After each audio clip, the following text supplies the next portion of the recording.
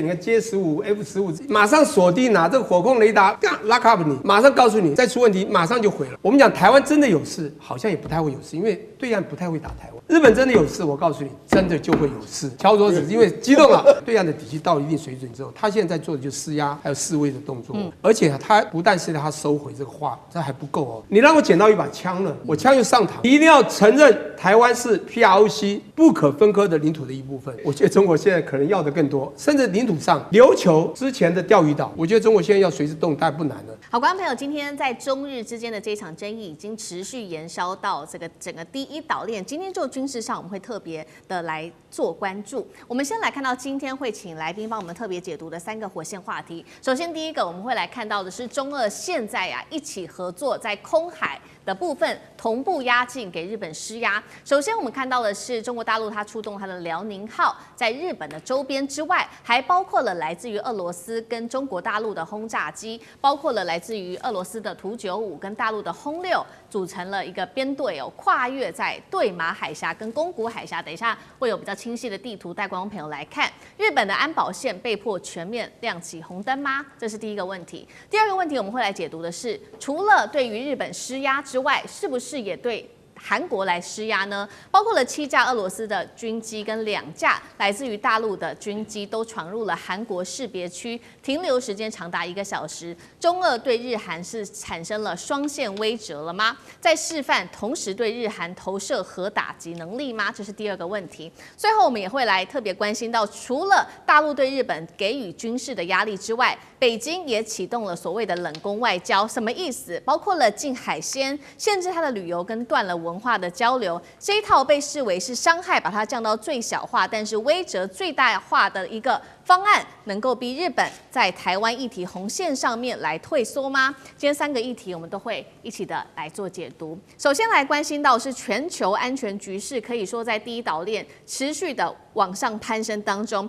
中国大陆的航母辽宁号正在绕着日本航行之际、演训之际，日本防卫省丢出了一个震撼消息。现在看到的是中俄之间他们的战略轰炸机已经联手出动了。要特别注意到的是，这是第一次中俄的轰炸机跟中国大陆的航母同时一起行动。空中压境的画面，我们先来看到，包括了2架俄罗斯的图95轰炸机从日本海进入到东海之后，在上空和2架来自于大陆的轰6轰炸机一起做汇合。下一张图片，我们来特别看到他们走的这个行径，请导播特别来帮我们放大看。好，这是日方特别公布的有关于中俄他们的轰炸机行走的途径。我们来看到的是2国军机是一路沿着对马海峡、4国外海到太平洋，最后是绕到了宫古海峡，完成了这个长距离的一个战略巡航。当然，在往返的这个宫古海峡途中，又后来再加入了包括了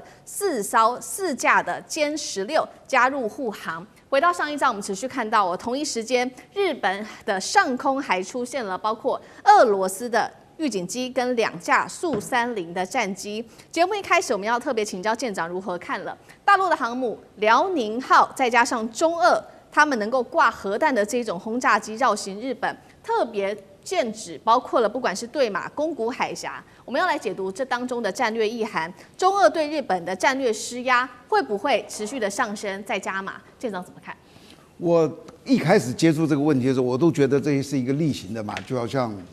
老共如果对台湾不满，这个环台军演，到后来也都是就这样落幕了。可是最近我开始看到中日的这个东西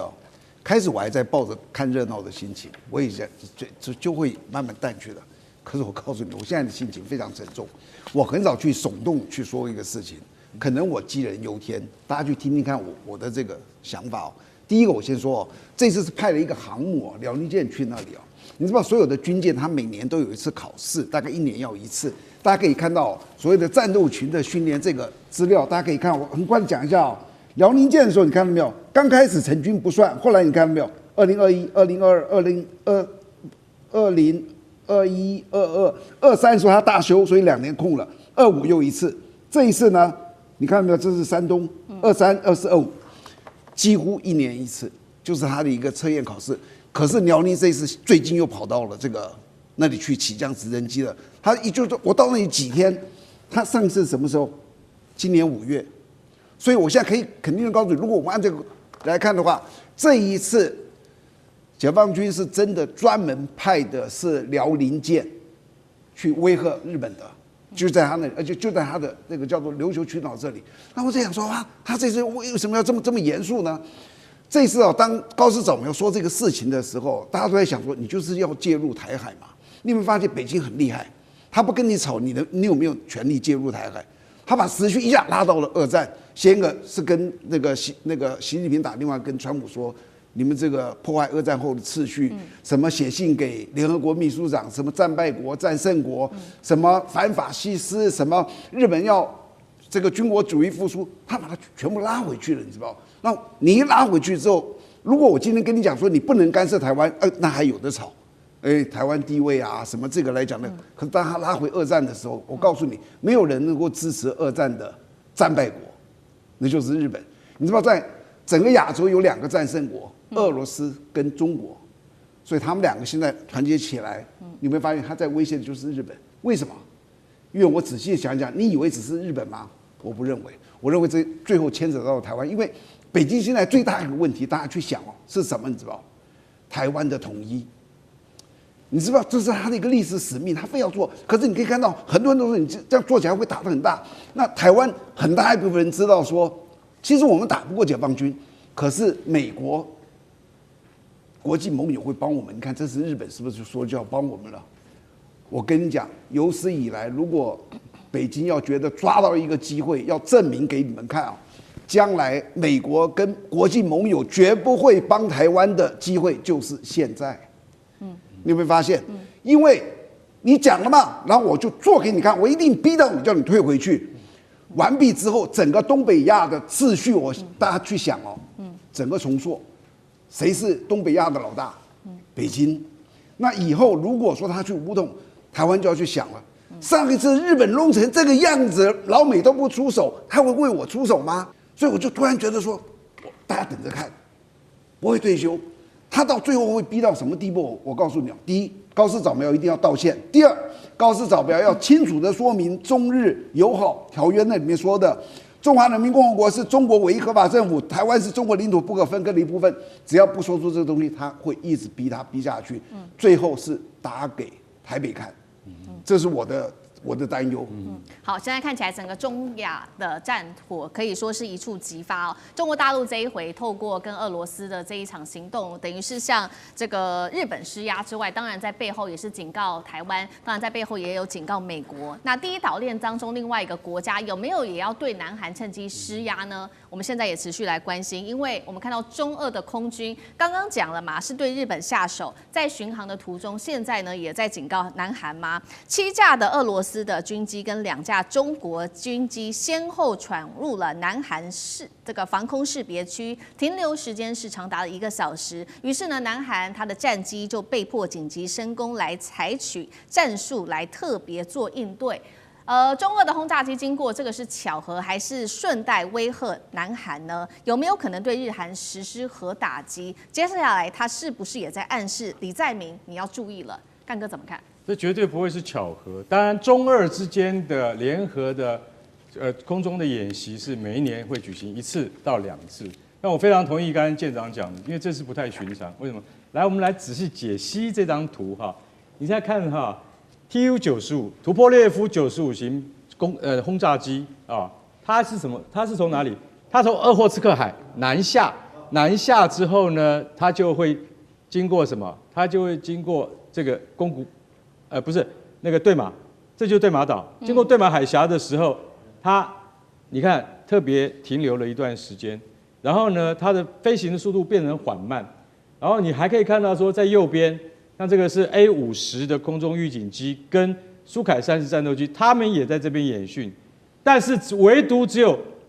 Tu-95它继续南下，通过了对马之后，南下到了东海，再跟粉红色的中国歼16战机，还有橘色的中国轰6轰炸机在东海汇合，所以大家就看到说。它有一个南下的箭头，一直到这边之后汇合之后，再继续南下。这里就是琉球，这里是奄美大岛，这是日本，这是4国啊，所以他们在这边汇合之后，这个是一个汇合点，再往上往这个太平洋东岸去进发，最后再折返。我们图就没有再示意给大家看的啊，大家就晓得说，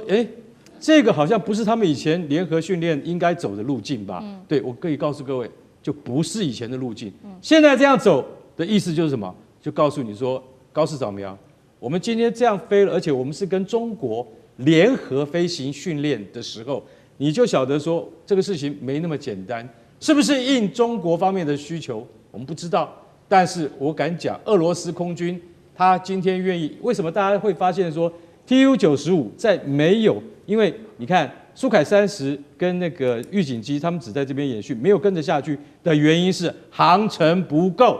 唯一可以飞那么远而可以带核子弹的，就是 TU-95雄式轰炸机。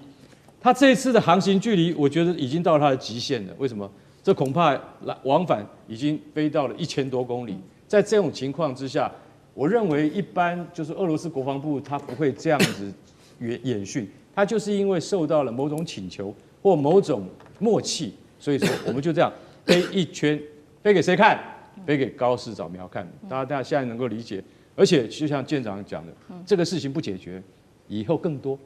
继续像这样子的演练。所以他在通过宫古岛，不是，他在通过对马的时候，他遇上了韩国的 KDIAZ， 就是韩国的飞航情报区。他经过了这个地方的时候，韩国战斗机必须要起飞拦截。为什么？因为这个地方其实坦白讲一句，韩国的这个飞航情报区上面也跟俄罗斯有争议。那这个地方呢是跟中国有重叠的地方。其实坦白讲一句，大家多年以来都相安无事。可是这一次韩国竟然出动战斗机，就是因为你靠太近了。中国为什么会靠太近？为什么这一次连韩国都怕了？韩国起飞的是它最精锐的 F-15，那日本起飞的也是日本最精锐的 F-15J 那你说他们两国都出动最精锐的飞机，就是因为他们认为局势不太对，所以这是几乎是60年来韩国战斗机第一次起飞去，你不要说拦截，应该是警戒，怕苏凯30跟这个轰6还有 TU-95这些飞机太接近了我们韩国的防空识别区的时候，会不会擦枪走火？所以其实我觉得这一次不仅仅是让日本会警醒，而且也让韩国的李在明会说，你要晓得我们中韩一向友好，但有一天要是局势变了，你脑袋要先想清楚，你到底要站哪一边，是最大的警示。好，这是解放军特别对日韩美台做出的一个警告，这个是在军事上面的施压。另外一方面，我们今天也会特别来解读的是这个大陆的动作，还有在其他的外交上面做更多的施压，包括了经济，这个被称为是冷宫外交。等一下请聂老师来帮我们特别做解读，包括了几个动作：禁止日本的海鲜旅游市井，取消文化交流。经济学人说，这样子的冷宫外交是把伤害降到最小，可是威慑可以最大化，其中就是要告诉日本说，台湾问题是一个红线，你不要碰，要让这个人民心存恐惧，那目标就达成了。这跟美国的经济制裁又有什么样的不一样？聂老师又怎么看 ？OK， 刚讲冷宫外交，其实大家了解一下冷宫，我们以前说打入冷宫，好 ，OK， 你打入冷宫，当然就会害怕，这处罚的一种方式啊。这里面呢有一个很重要的关系叫主从关系，通常比较高位的人才会对低位的人说：“我要把你打入冷宫，对不对？”美国一向如此啊！我用301方案，我用紧急这个条款，我就觉得你谁不听我话，我就把你打入冷宫，就让你这个各地方都受不了。现在有底气的国家就2个嘛，美国现在还是有，中国我们的对岸真的已经强到非常有底气，尤其这一次啊，中日事件，我觉得就很多场电影都出现，你看 J-15、F-15这种，马上锁定拿这个火控雷达拉卡你。马上告诉你，你再出问题，马上就毁了。所以他回去，还有第2辆英勇的战士还回来，又待了30几分钟。我一讲，这个都是电影情节，这很有趣。不过真的表面有趣，暗底下真的不有趣。也就是这个国际间的问题啊，这地缘政治，只要弄到了一定高点，那有一些国家是没有办法接受。尤其我们讲对岸对日本，我们讲台湾真的有事，好像也不太会有事，因为对岸不太会打台湾。日本真的有事，我告诉你，真的就会有事。敲桌子，因为激动了。我再跟你讲一件很重要的事情。为什么这次我们的对岸已经强调很多，说我们剑已经上弦了，枪已经上膛了，随时你只要再忍我就打，但是要师出有名，所以很难师出有名。他先做一些冷宫制裁，当这个美国也做很多嘛，当这一套蛮像的，就中国也惯用了，只要底气到了就可以用，就是主人可以对你不听话的小弟讲这种话。当然，不管怎么说，就是他第一个，首先这个你的海鲜进口，他也帮你守住了，发布了旅游警讯，而且那个艺人呐、到中国也被有没有像这个宫崎步这些也被中国呢所有很多的限制。当然，他所做的很多事情也会被人家讲话啊，也就是他会自伤嘛，你打人家也会伤。尤其你现在做很多动作，不管这次公说公有理，婆说婆有理，你说中国有没有先预警日本，或者说预警之后呢，即便预警了，你还是有点想故意过红线，因为从我的角度来看，现在中国是很敢这样做。我故意靠近，但也没有完全靠近，日本就会怕，他就一定要有飞机上来。当然，他也不叫侦察机，他是 F 就准备战斗的 F-15就上来了，不是侦察机先说叫你走哦，就马上上来。那歼15，还好，一样嘛，是军力，但人家的科技已经到达一定的，马上用火控雷达帮你锁住。这个雷达定位太厉害了，所以日本就会出问题。那我现在一个重点就是，现在这个问题等等一直发生，现在又跟俄国这样子来嘛，哈。我觉得这个恶霸之名一定会被，尤其西方的主导的美国世界去讲，民主联盟一定说中国现在在惹事。好，那他我觉得不怕，因为这种已经被讲很多，像他们在定什么世界的轴心4国有没有？不就已经在讲这个从伊朗也在里面，俄国、中国这几个国家，北非就是 CRINC 轴心4国，这种恶名他也不怕了。我觉得他们现在在讲说，他们一定要达他最大的目的，也就是当然一定会伤，就是让伤害最小化。你刚刚讲的这个威慑最大化。对。不过现在还讲说，这次因为我讲对岸的底气到了一定水准之后，他现在在做的就是施压还有示威的动作。而且他不但是他收回这个话，这还不够哦。你让我捡到一把枪了，我枪又上膛了，你还要做到刚刚你最后讲的很重要，你一定要承认台湾是 PROC 不可分割的领土的一部分。他甚至要他最后到承认，搞不好你光收它还不够，所以我觉得中国现在可能要的更多，甚至领土上，琉球之前的钓鱼岛，我觉得中国现在要随时动，大概不难了。他现在这一次在琉球附近，琉球他也不一定多么重视，因为他重视台湾，重中之重。可是琉球我觉得也是他准备要做的动作，后面大概就是台湾。我觉得这个有一系列的动作会在后面演出。关心完在中东这边的事务，我们接下来关心在同样也是军事上面的消息。今天要来特别关注的是，美国现在呢硬逼日澳抗中，但是碰壁了。北京则是在另外一头打造沿海长城，中美博弈下大棋。今天一起的来看这一场，我们今天要来特别关注的就是美国的护身军刀的军演，正在澳洲这边雪梨港正式的举行当中。这一次的这个军演其实是2年每次都会举办一次，号称规模最大的一个协同演习。那么一共呢包括了19个国家，4万多人一起参与在这一场军演当中，看起来好像很有气势。但是我们背后要看到的是这个军事秀肌肉，盟友却不买单的一个问题哦。金融时报这边独家爆料说，美国国防部的政策次长柯博吉他亲自出马了，他施压了日本，施压了澳洲，跟他们说呢，未来在台海战争的时候，我要你们就做一个表态，你们的角色到底是什么？结果呢，日澳很不给面子，异口同声的说呢，他们不讨论这一些假设性的问题。重点是我们来看到的是，澳洲的总理艾班尼斯真的是打川普打脸到一个不行。他才刚从中国大陆访问回来，然后呢就打脸美国说，我们不愿意改变现状，也不会提前承诺说我们是否要出兵。那干脆美国智库就在这个时候给川普政府一些建议。他说呢，你们可以在亚洲这边做一些不同的策略，包括从韩国这边撤军4500人，从日本撤军1半。台湾的500名美军，你干脆全部都撤出好了。那针对这样的动作，美国的国务院高层就分析，因为美国目前最大的问题就是没有足够的资源，你要说人力或者金钱也好，去做这种3线上面的作战。所以从柯博吉现在的态度来反映出的是美国现在的焦虑吗？我们也要来关心说，川普从来没有承诺说他要保护台湾，但是他要求了日本，要求了澳洲去做出承诺，这样子的一个要求到底合不合理？将军如何评估？美国可以很明显看得出来，他现在来讲，他的能力他的国力已经不足以支持他担任一个世界警察的角色。那因为2次世界大战之后，由于欧洲在战场之后后续的重建，还有我们亚洲这边中国战场也正在重建，所以美国得到这个机会，因为他国家没有受到战火的蹂躏，所以他在这边他不管是军工业或者是各项的这个基础工业来讲的话，都能够蓬勃的发展。所以他能够提供担任一个世界警察角色，但是过了这个80年已经过去了，这80年中间不管是欧洲自己已经慢慢又恢复强大，那中国尤其是中国来讲的话，从原来很羸弱的，从战后被日本欺负以后战败以后，跟日本这个作战胜利以后，虽然说胜利了，但是国家本身是比较弱的那时候战败，从作战结束的状况之下，但是没想到在这不到这个1个世纪不到80年。中国这时候突然崛起，那美国在这段时间很明显的，它不管是在经济方面或者军工产业方面，都很明显的已经在走下坡了。所以我认为它国力已经不足以担任一个世界警察角色，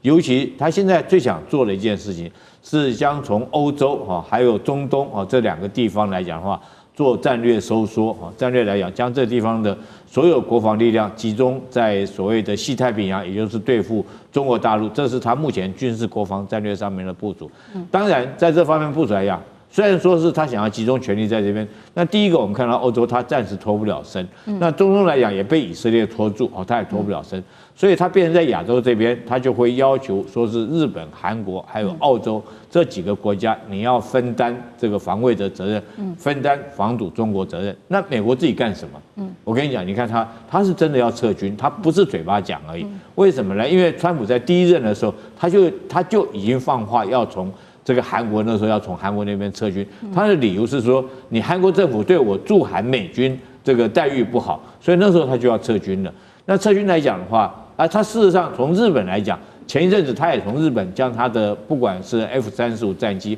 或者陆战队已经有部分的已经撤到关岛地区去，所以我们可以从美军的这种撤军动作以及他现在目前战略的部署，可以看出来，就是美军他将他的防卫重点放在关岛，也就是第2岛链。那第1线岛链由你们日本、韩国、台湾跟这个菲律宾还有澳洲去负责这块的防务，所以他要求包括从韩国、日本都要，包括我们台湾都要增加国防预算经费。那他在后面当着一个牛棚的一个投手吧，如果你们前面这个被击破之后，或者是怎么样，他在担任预备队这种角色，在投入战斗，所以他会要求，如果说是一旦这个不管是日本、韩国、台湾如果一旦有状况的话，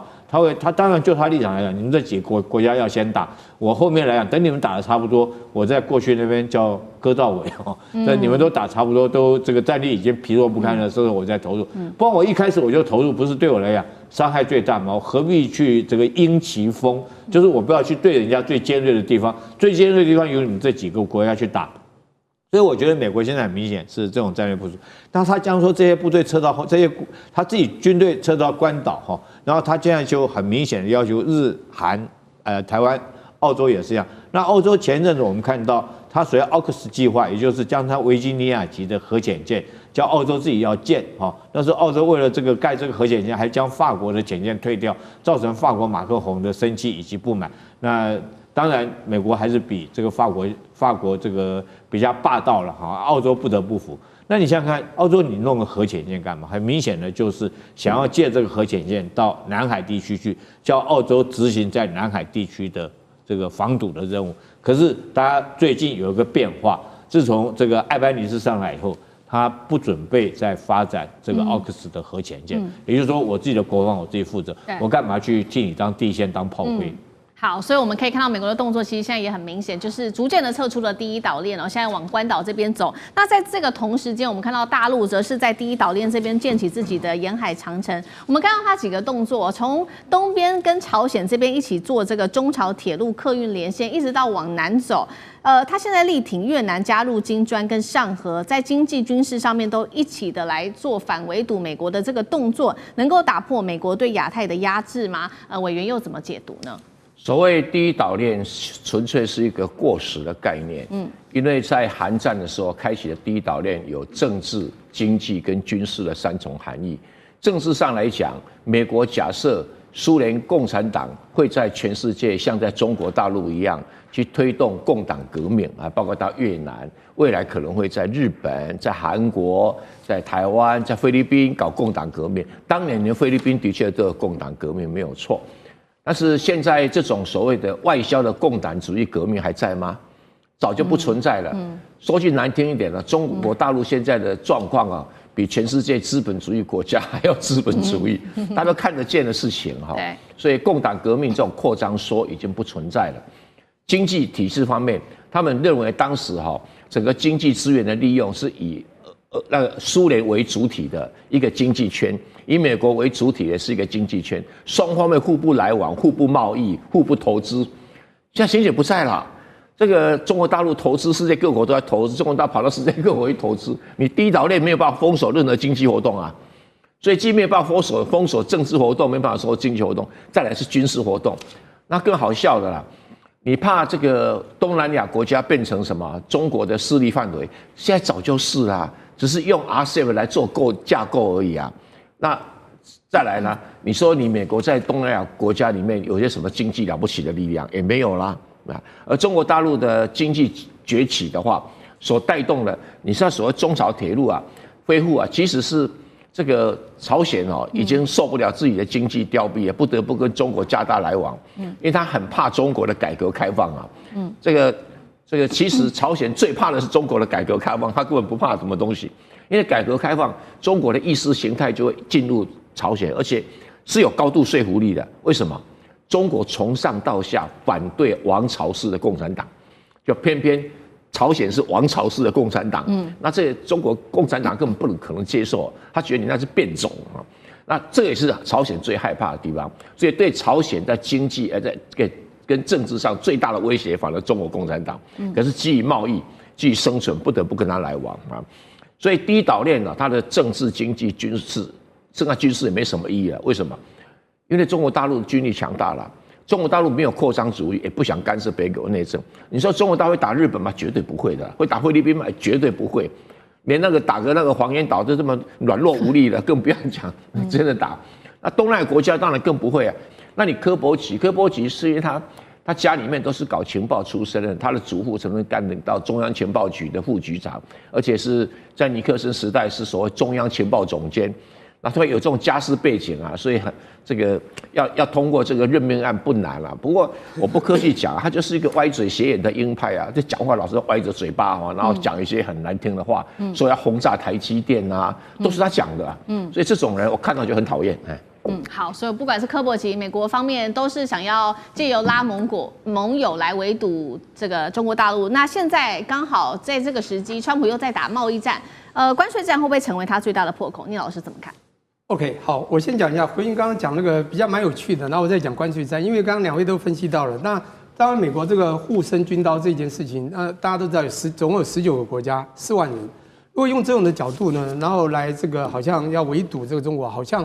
说起来好像量体还有这个国家势力感觉有，可是我觉得它有好多的问题啊。第一个，他们的思想不会集中，因为每个国家有自己的各怀鬼胎。第二个，我觉得他动作很难协调，因为各国军演你光协调就要一段时间，不是那么容易。那我们回想一下印巴战争，为什么巴基斯坦能够赢？我觉得当然还有一个原因，是因为整个巴基斯坦在后面支持他的中国，给他的战机也好，或者 AI 的系统配套也好，或者霹雳这个导弹也好，它是整套的。那印度呢，就算你有标风有阵风，但它是半套，就是各半套，可能加起来1.5套的，3个0.5，那就是他用拼凑的。我觉得他最后就不行，所以你就算协同作战打再多国家，我觉得不一定有用。好，那当然这是一个，还有一个我还讲说，你要一去打那个他要围堵的对方，他师出到底有没有名？也就是为何战，为谁而战？那只有一个大佬说你跟我一起上场打仗，这些小弟都不想打，除非你先打了小弟耳光。所以这小弟最近常被打，叫关税就是这样子啊。那我觉得这样，那你还有一个，他们仇恨程度不到啊。第二个，他利益的深浅也不够啊，他干嘛去打？那现在问题来了，川普呢，当然他当一个军事一个经济想去封锁别的国家，他先用关税。但是他这关税这次机关枪全世界乱打，而且他自己的小老弟盟国全部被他打光，所以我觉得现在有一个很大的问题。我先讲一下，关税呢真的打乱全世界的进口、出口产能，然后让全世界的所谓的自由贸易啊，自由世界贸易都真的会停滞非常之多，这会慢慢展现。但是从美国角度认为说，我扣你关税，我钱就赚多，从4%到10%，我如果一年就赚1000多亿，他再乘他的这个0.6%，他就可以赚出好几百亿，没有错。但它的量可能会减少。我们讲一个国家的获利是 P 乘 Q 啊，就像它减税政策，减税减少了，投资的多了 ，Q 变多了，它可能多获利。但是那是它的那个大而美法案，应该大的美丽法案。第二个呢是。它今天就算关税增加了，但是各国就是因为这样，东西卖不出去也减产。像前一阵子，它在减缓90天之前，不是全世界很多的产能动能在进出口不是停滞了吗？这时候货进不了美国，美国也没有进口的货，它请问关税怎么加？对，这时候它一定它总的这个所谓的也就是它关税所增加的绝对会不一定增加，反而减少，不减反增，经济就会不好。第二。美国人他自己的东西短缺哦，短缺之后还有一个很严重哦，他因为成本推动的这通膨起来哦。好，那我快讲完，就成本推动起来，他又东西短缺，造成民生出问题，还有人民的confidence 这个 index 就会降低，就是消费者信心啊 ，consumer confidence index 就会降低。这时候整个美国它的产能供能也会降下去，那它的整个经济在不久的将来就会出问题。所以昨天问的说，那这个经济会不会成为它最大破口？反而就是它的关税打到，它看起来现在沾沾自喜，认为全世界它可以收更多钱，但它量少了，它国内的产生的问题，内外夹攻，它在半年、1年后可能展现出的美国的经济可能会更糟糕，就是它的破口。接下来我们要关心的是日本的军国主义，这一回又再次的燃起，死灰复燃了吗？为什么这么说？我们来看到这个最关键的敏感时刻，也就是在终战80周年的这个时间，日本再度的玩火了。我们要来看到日本的前首相小泉纯一郎的儿子，也就是未来的首相热门人选。小泉进次郎，他再次的踏进了供奉甲级战犯的靖国神社，在这边公开的做参拜。外界解读这是对于历史的践踏，更是对全亚洲战争的受害者的2次的伤害吗？更严重的是，不只是他这个单一的一个动作而已，现在从许多方面都可以看出，是不是日本的军国主义在日本政坛一步步的复苏当中呢？3个这个线索，首先我们要先来看到是来自于日本的资深议员说的，他说日本最快可以在6个月内制造出核武器。第二个，还有日本媒体的放话，中日如果开战，中国的航母是连港口都出不去的。再来就是中日的2国热线，其实呢这2年来双方只通话过1次，形同虚设哦。现在大家在看说，中日双方的信任度几乎已经归为0了。除此之外，在军事上，我们看到日本在军事的部署上也是不断的升级。我们来看到有哪一些武器上面的升级。首先在石垣岛这边，日方部署了新型的反舰防空系统，针对的就是中国大陆的海军要进到第一岛链。钓鱼台这边，日本是这边布局了3架的 NQ-9B 无人机，要来监控解放军跟海警船。西南诸岛强化它的潜舰 F2 战机的部署，来针对中国的航母编队。最后在本州本岛这边，美日联合军演强化他们飞弹的防御，同样就是要针对来自于大陆的中远程导弹。所以呢，节目一开始，我们来请教厉将军怎么看日本？刚才我们看到他说能够封锁住中国大陆的航母，这是真的有可能吗？还是虚张声势？将军怎么看日本的这些动作？其实我认为日本每次这些首相借着去靖国神社参拜，其实对于这个亚洲地区的国家就是一种挑衅，对，就是一个军国主义的复苏。对，其实你说去祭拜这个我们因为作战阵亡的官兵，大家都可以接受。那之所以说大家为什么对靖国神社特别的这种反感、特别的敏感就是因为里面摆了14个鬼在里面。这14个什么鬼呢？是被这个战犯绞死的甲级战犯。因为那时候在2战期间，他们犯下了不可原谅的这个人类罪，所以被处死刑。然后你现在14个摆在这14个鬼摆在这里面，那如果说你今天你手上去祭拜，你是不是对亚洲地区当时这个2战，因为光中国就伤亡了3500万人，你叫这中国怎么会吞得下这口气？你还去拜他们？那时候因为他们这个违反人道罪、南京大屠杀等等，这个你还去拜他们，那不就是军国主义的复苏的一个迹象？你不就是在挑衅这个东亚地区国家？那你日本现在是什么时候也学会打嘴炮？你说你可以这个封锁中国的航母，我觉得你在讲这些话哈，你最好先去这个看看今年，我觉得今年的93阅兵，你先去看看哈，这是解放军的军务。我们平常讲这个军事来讲，有时候是科学的，不是光靠嘴巴打嘴炮。那中国有没有警觉呢？我觉得中国有警觉哈。这次93阅兵来讲，你知道吗？他为什么挑在93这一天呢？他以往来讲，大陆他们这个办理阅兵都是在国庆日10月1号，从上次10周年战胜日本70周年开始，跟这次来讲才改成93来阅兵哈，就针对日本很明显，而且这次来讲哈，特别演奏抗战时期的各项军乐，军乐队特别做这个演奏，代表中国在中国大陆啦哈，在对日本来讲已经有这种警觉了，就是你军国主义的复苏也有警觉了。那我想说，如果中国有这种警觉，我个人认为说是。这个第一个，日本现在哈，你海军来讲不错，你有潜舰，那你的大鲸级也不过就8艘，你想说靠8艘潜舰，中国光港口有几个？你怎么可能这个去封锁所有的中国的港口？我们光讲舰队来讲，好，北边大连军港，南边海南岛，你的大鲸级潜舰可以这么远的航程来遂行这个封锁作战，而且你是传统潜舰，你时间一到你就要浮上来充电嘛，所以我觉得这是不可能。第二个来讲的话，你如果真做这种动作来讲，中国这次我看到这个大陆这次阅兵来讲，有一款这个无人的这种这个水下作战的武器，到底是鱼雷还是这个无人潜舰，我们不晓得。可是包括美国都胆战心惊。那如果说你真的敢做这种动作，中国将这几架的无人的潜舰摆在你的东京湾的门口，那你日本怎么办？再加上中国现在来讲的话，它目标不是针对你日本，你日本自己不要在那边台湾有事，你自己要跳进来挨打。如果说真的是导弹，它可以打到关岛，那打到你东京会不会成问题？我觉得这都不成问题。所以我认为日本应该认清楚现实的状况哦。那你们这个大家都是爱好和平的啊，不要在军国主义上面付出，不要去挑衅这个东西。你在那边挑事，你这不是自己在找挨打吗？你一天到晚愿意当日本的当美国的这种看门狗，对，美国现在就使弄你日本嘛，叫你日本去对抗中国嘛，那美国自己部队往后撤到关岛去，叫你日本摆在第一线，你去当第一线，这个消耗中国的战力。所以日本自己要思考清楚，在这个地缘战略上面来讲，毕竟你跟中国靠得比较近，那你有没有必要帮美国挡他的第一线，跟中国对抗？我觉得日本这个自己要去思考清楚哈。你现在和平平、安安稳稳日子，好好过日子比较重要。对，所以我们看到这些从日本的种种动作来说，现在目前看在中国大陆眼里，有把它视为是挑衅，尤其刚刚这些动作都可以被视为是一个军国主义的复苏。刚刚这个军国主义的复苏的其中一个条件，还包括我们谈到核武嘛，因为这个来自于日本的议员不是公开放话吗？他说半年内造得出核武，不只是官方放话，现在是连民间也都支持，因为来自于日本的最新民调，现在说高达40%的日本民众他们是支持修改非核3原则的。什么意思呢？就是要突破这些战后的限制，一步步的希望能够往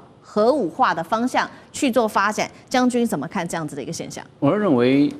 日本如果要发展核武，它就是犯了战略的错误，因为日本现在有发展核武的能力，但是没有发展核武的条件，在这个地方。他发展核武是针对的谁？针对的朝鲜半岛不是，针对的中国大陆，针对的菲律宾，针对什么？不是，就针对中国大陆。但是要打核战哦，有3个短板哦，要有3个条件呢，是不能去打核战的。第一个，岛屿国家，你岛屿国家怎么打核战？核战丢下去就没了，是不是？日本本州4国、九州、北海道就4个大岛，你可以打核战吗？一打核战不是整个都没了。第二个，我们知道小面积的小国土的国家不适合打核战，一打就完了。日本的面积37万7千平方公里，中国大陆970万平方公里，中国大陆是它的26倍，你怎么打？那这把你丢就没了。那要够大，打核战就是我面积够大，人口整个舒适都在各个地方，你怎么打？所以日本条件不。第3个，人口密度要低，结果日本人口率都很高，1亿2千多万人就挤在那个4个岛上面，一打人都死光光，是这个样啊。所以3个条件：岛屿的国家、小面积的国家，还有高密度的人口聚集的国家都不适合。这个日本都合乎这3个，他还要发展核武吗？他耐不耐打？就一玩起来的话，小国玩大车，玩核武很危险的。是，所以你注意看以色列的，以色列的国家22000多平方公里，不要算伊朗和西岸，也不要算加沙走廊。以色列非常怕邻近国家有核武，一玩核武，以色列太小了，一丢2个就没了，以色列就消失了。所以你看他对伊拉克也好，对伊朗也好，要发展核武，他非常紧张，一定要做摧毁，因为以色列太小。同样的，日本也是很小，那他适不适合玩？他现在有，当然他有500公斤的布，这个布就是做核弹的初始原料，他也有了，可以做布弹，大概可以做到40颗。但是有这个能力，但是没有玩核武的条件呢、你玩了，结果未蒙其利哦，先受其害。整个亚洲国家看了，因为日本跟所有的这个亚洲国都打过仗啊，统治台湾杀了63万人，跟俄罗斯打过日俄战争啊，对不对？跟朝鲜统治朝鲜35年呢、那这个中国大陆打了从甲午战争打到8年抗战，将近50-60年的这方面的纷争纷扰。所以日本跟所有的东亚国家都打过仗，菲律宾、日本也打过他，所以日本在整个东亚地带是没有朋友的，他很紧张，他在发展核武，对日本来讲是犯了这种战略错误，重大的战略错误。好，所以我们看到，那这样的话，日本的军国主义复苏是不是成为未来亚洲的一个噩梦呢？尤其现在比较一个重点就是小泉进次郎，他可能作为未来的重要的一个首相，这个时候去参访这个靖国神社所代表的意义，跟这到底有多敏感？杨老师又怎么看？其实日本的民意，绝大部分的政治人物，所有的媒体也绝大部分，其实都是和平主义，而且是反对核武的，到今天仍然是如此。可是日本的自民党，它有相当的一个历史，从1955年合并的时候呢。他在那个时候，麦克阿瑟因为打韩战，把当时的部分的战犯、西级、低级的战犯给释放出来，然后形成了一个就是遗族会，那跟自民党的这个结合，所以自民党一直以来都是保守化、右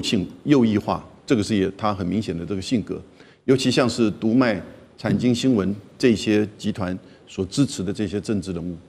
那但是呢？他现在的一个问题就是在上一次的参议院的选举当中，很清楚，自民党里面的一些右翼开始在这个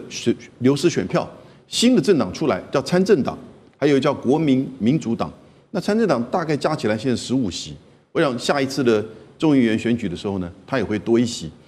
几席。所以现在有一点就是越来越多的这个声音出来。那过去是比较在自民党的党内。至于军国主义的说法，其实在日本，我觉得这个可能会是个误解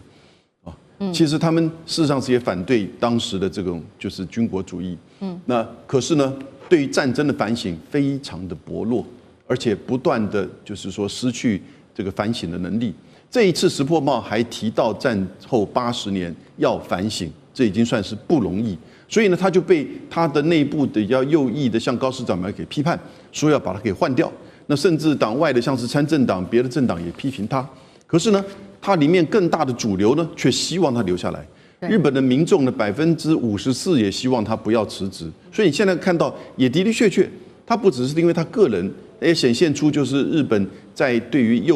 左右之间这样拉锯。那至于靖国神社的问题，刚才列将军谈到，没有错，1978年的时候，这14位 A 级战犯放进去就严重的错误。因为在1978年之前当时的日本首相是有去参拜靖国神社，中国大陆、韩国也都没有意见，因为基本上就是你在2次大战之前，尤其是从那个日俄战争等等之类这些战争，甚至包含到日本内部的内战江户的这个就是革命，然后呢就在靖国神社里面，就1978年这14个 A 级战犯在里面，那就错了。我看到最近日本的一个新闻，这个池上彰日本很有名的一个国际政治的这个新闻的记者做了一个节目，他就问那些演艺人员，为什么中国、韩国反对我们去参观靖国神社？大家都不了解那他说，其实因为有这个1978年14个 A 级战犯在这个里面，所以他们反对，就大家都没有意见，大家就觉得哦，可以了解为什么韩国、中国反对这个东西。可是他又加上解释，他说，因为日本的神道教认为人死了之后就成为这个神哦，神様哦，但这个东西我不能接受。那个就是你自己神道教的，并不代表日本，也不代表国际上认为。所以我们现在讲反对靖国神社参拜，应该是要其实可以再更进一步，反对参拜战犯。那日本人大部分人就了解，可以接受。小泉进次郎的这个理解不要搞错，小泉进次郎其实他是比较自由主义倾向，但是呢，他想当首相，所以呢，他知道他当首相之后，他就不敢去，所以他现在去，对于他未来当首相。寻找就是这些找回右翼支持者是有帮助，所以它是一个比较政治性的这个做法。那这个就是纯粹政治人物这个因素。所以我是觉得，在现在我们看到讲核武的问题啊，像那个参政党里面有个女性的参议员叫莎拉，她叫莎拉啊 ，Sarah。然后呢，她是一个爵士乐手，她说支持核武，但这个在日本几乎是没有市场。但日本现在在讨论是不是愿意美国的核武放在日本，不过这也不一定能够做得到，因为会招致到中国大陆强力的反弹。好，这一节焦点我们要来关心，现在中日之间的关系真的是如履薄冰，而且中国商务部有最新的警告，说日本呢不要一面想赚钱，但是一面伤害人，所以不排除说会进一步的经济胁迫。我们就来看到，毕竟呢，日本首相其实高市早苗，哇，这段时间发生很多事，但是他上任才不到1个月，先是抛出了台湾有事论，那还有包含现在说2战以来的非核3原则，他锁定了第3条，不引进核武，那等于是说为美国在日本可以部署核武直接开绿灯。其实现在呢，这一连串的操作，您从图卡上的右半部，你也可以看到，包含了日本的前4位首相，现在是齐声批评哦。鸠山由纪夫跟野田佳彦他们是在野党，那岸田文雄、石破茂自家人自民党现在都不挺了。我们就来看到呢，杨老师您怎么分析说高市早苗其实他现在态度踩得非常的硬，甚至引来现在中国也下了这个最后通牒，但是他上任才不到1个月，然后4位首相悬崖勒马，但是高市会收手吗？其实高市啊，在去年2024年9月，大家还记得吗？他当初就跟石破茂竞选自民党总裁，他输了，石破茂做了首相，但是石破茂2次的选举都败了，因此呢，他下来，高市上来。那高市上来作为日本第1位的女性首相，但是呢，大家也都知道，她一直以来对于就是战争的议题，对于安全保障的议题是相当的保守，甚至右倾。那去年9月的时候，他就在竞选过程当中曾经提到，台湾如果遭受到封锁，日本将面临到存亡事态危机。那个时候就有这样一个这个说法。所以为什么这一次在11月7号国会反对党的立宪民主党的冈田克也，他也做过外务大臣，他就拿了这一段文字，你讲过的，你现在做首相了，你是不是还这个立场？所以高市就跟他的一个对答当中，就把更具体的说，如果战舰发动战争，则日本出现存亡危机的事态，因此呢，就会启动安保3法当中的集体自卫权。这个其实让美国都很惊讶，防卫省的官员都很惊讶，因为过去讨论所谓的集体自卫权，日本的出兵，如果不是本土防卫的话，一定是在美日安保之下对美军的行动采取基地或者是后勤的资源，就这样子而已。结果他现在是跳过美日安保，单干了。那这个东西当然就引起很大的这个质疑。那我们后来才了解，原来这有个布局的，它的布局其实就11月20号，自民党里面他要求安全保障调查会开会，要修改安保3法。为什么？因为这里面定的非核3原则，而且要去提高军费，提早提高军费倍增，同时呢，可以去开放攻击性武器的出口。所以这4个要件都在20号的时候讨论。那因此呢，就引起几个首相，那岸田文雄甚至他自己内阁的防卫大臣小泉进次郎也说，非核3原则不可以动。那这个我觉得很难，因为非核3原则在日本是很根深蒂固的。可是21号的时候我这边看到最新的这个发展，现在时间是11月21号的下午。那他在中午的早上的时候接受访问，因为22号他要启程去南非参加G20的会议，那可能碰到李强哦。但是中国大陆说你不要来，请你自重。好，但他被问到说，你跟中日之间的战略合作伙伴互惠关系，他说这些都没有改变。还记不记得他在釜山会议的时候和习近平见面有谈到这一个？习近平不是很情愿的跟他握手了哈。那但是呢，果然他回来，你看就讲这些话。可是他说日中，从日本讲到日中啊，日中战略和互惠关系啊不变。那这就表示他的政府的立场。记者又在追问，对于11月7号你讲的台湾有事可能构成的存亡危机事态，那他的回答是，政府的立场是一贯的，至于哪些情况属于适用范围，将依据实际发生的个别具体情况，由政府综合所有的资讯进行判断。他11月7号讲这个话就没事了嘛？他现在回到了所谓一贯，因为从1960年代开始，日本有关于台湾的问题就是事态概念，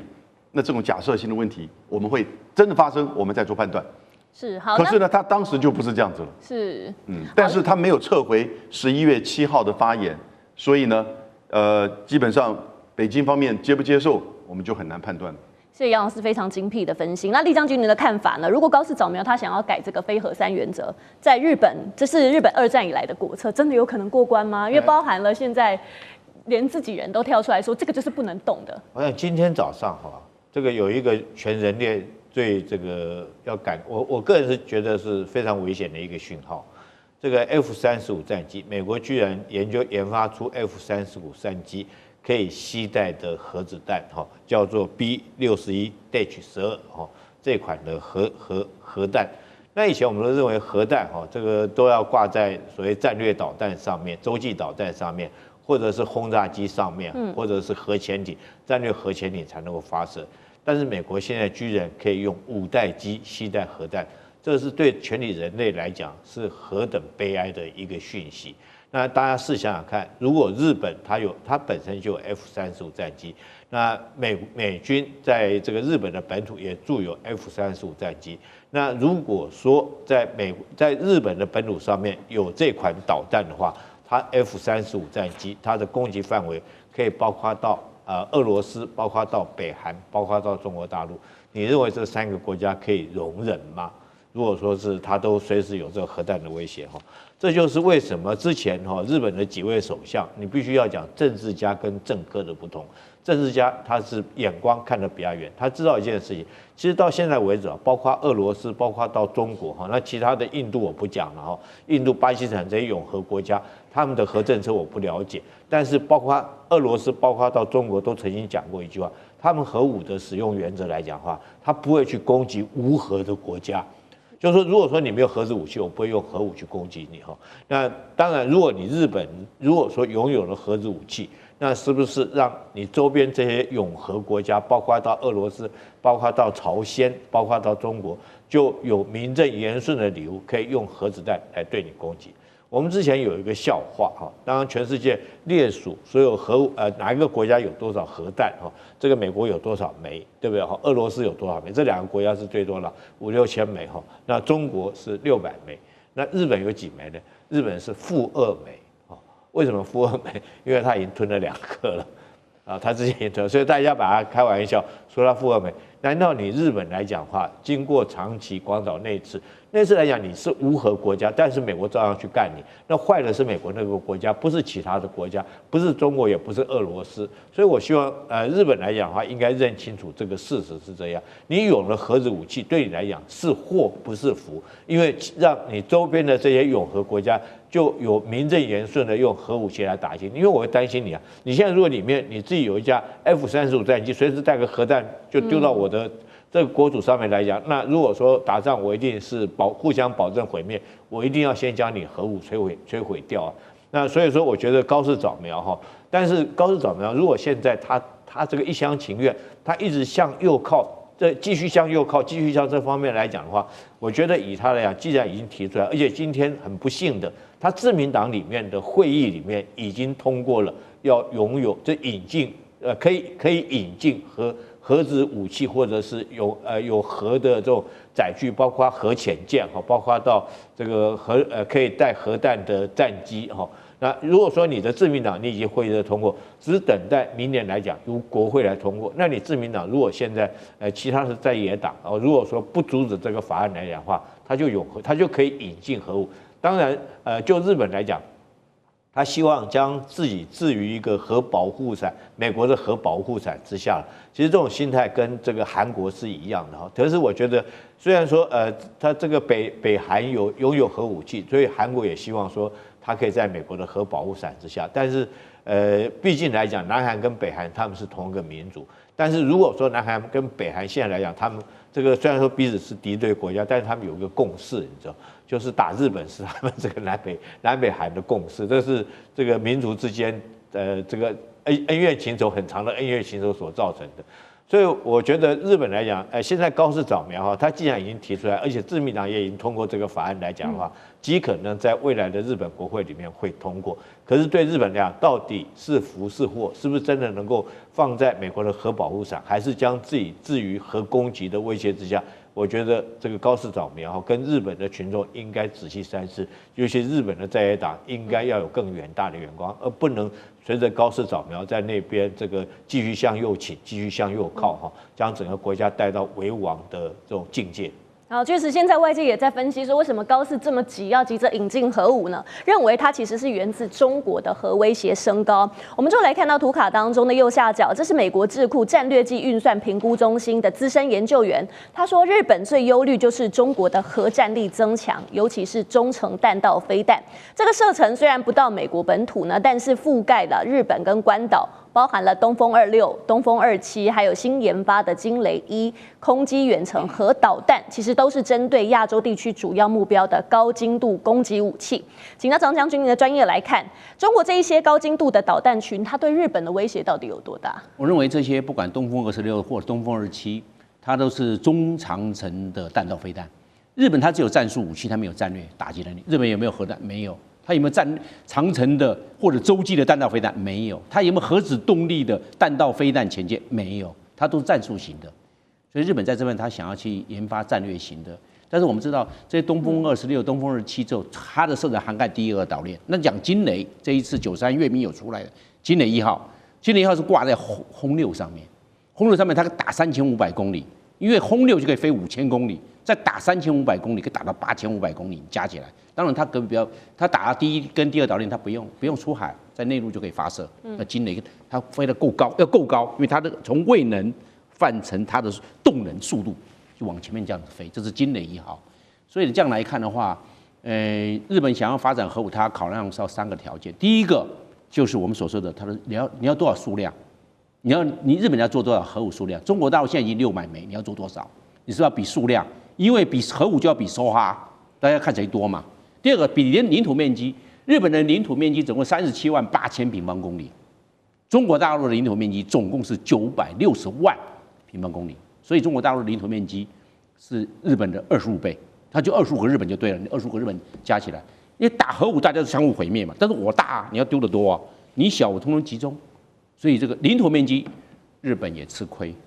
刚才讲的数量就已经吃亏了。第3个我认为。日本还有个短板，日本人口集中，北周4国、9州、北海道都集中在那边，那几个小岛不要计算，你都集中在那边，而且它高度城市化，打那个几个重要城市人就毁灭了嘛。人土过度集中也是日本的短板，所以日本的短板多。另外一个，日本如果发展后会牵动地缘战略，南韩要不要发展？你有了，北韩也有了，俄罗斯也有了。中国大陆也有了，那就南韩没有，南韩要不要？他一定要发啊！他说你们大家都有，就我一个人没有，你们全部都有。南韩这个地缘战略就不平，而且俄罗斯会把它战略核武部队往东移，调到勘察加半岛，调到库页岛。为什么？你日本开始搞核武了，我能够不准备吗？会有这样子地缘战略，不是光只是牵动南韩发展核武，包括俄罗斯都要牵动，他可能都要做一个机动的来调整。为什么？你发展核武，我不能不准备，是这个样。所以我们来看呢，从这方面这种来做评估，日本想要发展核武有能力，但是它的风险要做评估。日本现在有47公吨的钚是我们知道原子弹是核裂变，你氢弹是核聚变，那它现在做核裂变呢，做一个原子弹要多少斤钚？30公斤一颗，47公吨可以做1500个，可以做100个。它的一小部分是放在日本。那绝大部分是放在法国跟英国，他们是盟国嘛，他们自己是朋友嘛，放在那边拿进来，要做就拿进来嘛。他总共现在日本他们通通加起来47公吨了，有没有动？没有啊，他现在还是3不原则。所以我讲，发展核武是有地缘战略的风险，日本要考量利弊得失，你不要因为因小而失大，为了做核武而造成日本的这种更造成地缘战略的晃动，那会造成它的风险很高哦。所以我认为日本原则上在目前来看会走保守的路线。